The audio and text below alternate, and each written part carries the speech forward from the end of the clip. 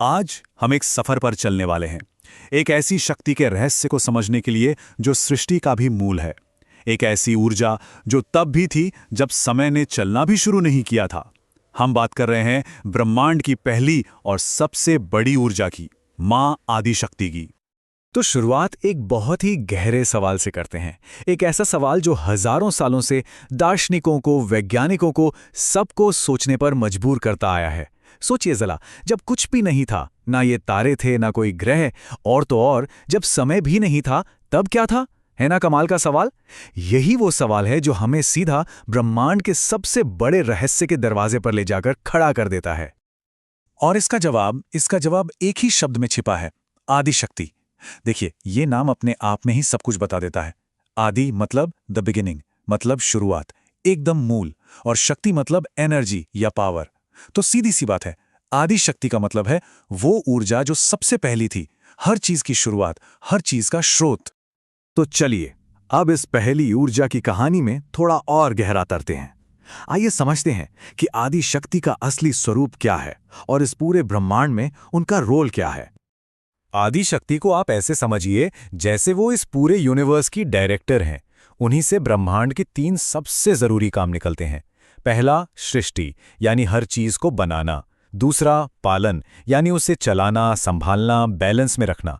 और तीसरा, संभार, यानी जो पुराना हो गया है उसे खत्म करना ताकि नई चीजों की शुरुआत हो सके। वो इन तीनों ही ताकतों का असली सोर्स हैं। और मजे की बात पता है क्या है? ये सिर्फ यूनिवर्स बनाने तक ही नहीं रुका। हर तरह का जीव, चाहे वो देवता हो या हम इंसान हो या फिर असुर ही क्यों ना हो, सब के सब उन्हीं की एक ही एनर्जी के अलग अलग रूप हैं। एक तरह से कहें तो वो ही सबकी माँ है, सबकी जननी। तो सवाल ये है कि आखिर ये सब शुरू हुआ कैसे? अब हम उस कमाल की कहानी की तरफ बढ़ रहे हैं जहां कुछ नहीं से सब कुछ बना। ये कहानी है ब्रह्मांड की पहली सुबह की।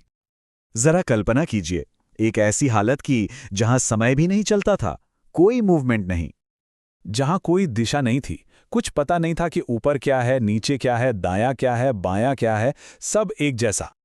उस जबरदस्त शून्य में, उस अनंत खालीपन में सिर्फ और सिर्फ एक दिव्य ऊर्जा थी, अनंत, जिसकी कोई सीमा नहीं और बिल्कुल स्थिर।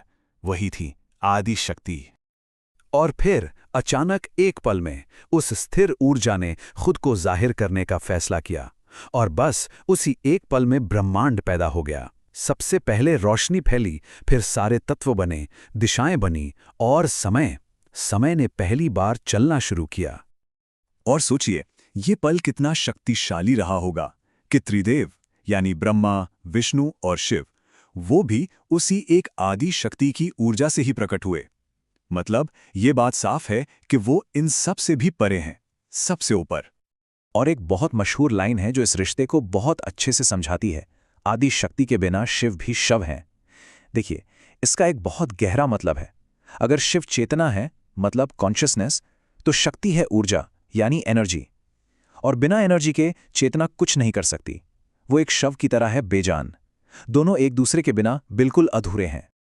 तो अब सवाल उठता है कि इस एक अकेले महाशक्ति ने इतने बड़े ब्रह्मांड को बैलेंस कैसे किया। चलिए अब आगे बढ़ते हैं और देखते हैं कि उन्होंने अपनी इस जबरदस्त ऊर्जा को कैसे ऑर्गेनाइज किया ताकि ये दुनिया का चक्कर ठीक से चलता रहे। आदिशक्ति ने अपनी एनर्जी को 3 मेन रूपों में बांटा। पहली, महाकाली, जो समय और संहार की देवी हैं। दूसरी, महालक्ष्मी, जो पालन पोषण, किस्मत और समृद्धि देती हैं। और तीसरी, महासरस्वती, जो ज्ञान और क्रिएशन की शक्ति हैं। और इस कॉस्मिक बैलेंस को बनाने के लिए उन्होंने एक लीला रची। वो सबसे पहले सती के रूप में पैदा हुई और शिव से उनका विवाह हुआ। ये एनर्जी और चेतना का पहला मिलन था। लेकिन जब ये बैलेंस बिगड़ा तो सती के जाने के बाद वो फिर से लौटी पार्वती के रूप में, ताकि शिव और शक्ति का वो हमेशा रहने वाला संतुलन दोबारा बन सके। लेकिन शक्ति का काम सिर्फ बनाना और बैलेंस करना ही नहीं है।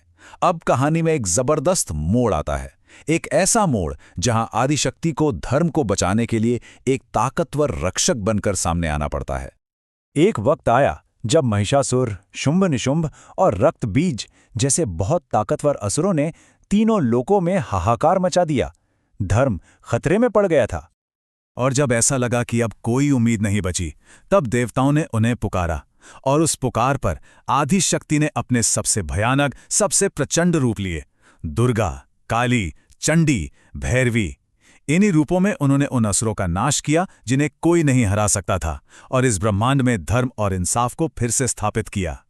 तो यहां हमें उनके स्वभाव के दो बिल्कुल अलग पहलू देखने को मिलते हैं।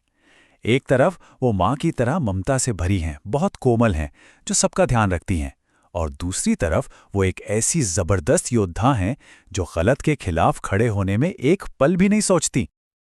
अच्छा, अभी तक तो हमने ब्रह्मांड की कहानी सुनी, लेकिन अब इस कहानी को थोड़ा अंदर की तरफ लाते हैं, अपने भीतर, क्योंकि आदिशक्ति की ये महान ऊर्जा सिर्फ बाहर कहीं नहीं है, ये हम सबके अंदर भी है।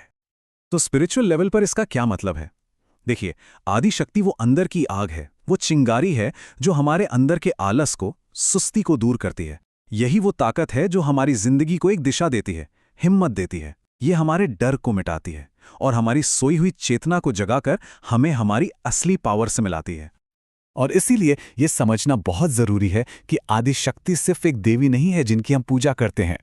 वो तो इस पूरे अस्तित्व की धड़कन है। इस ब्रह्मांड के हर एक कण के अंदर जो शक्ति है, वही आदिशक्ति है। तो मैं ये पूरी चर्चा एक सवाल पर आकर छोड़ता हूं।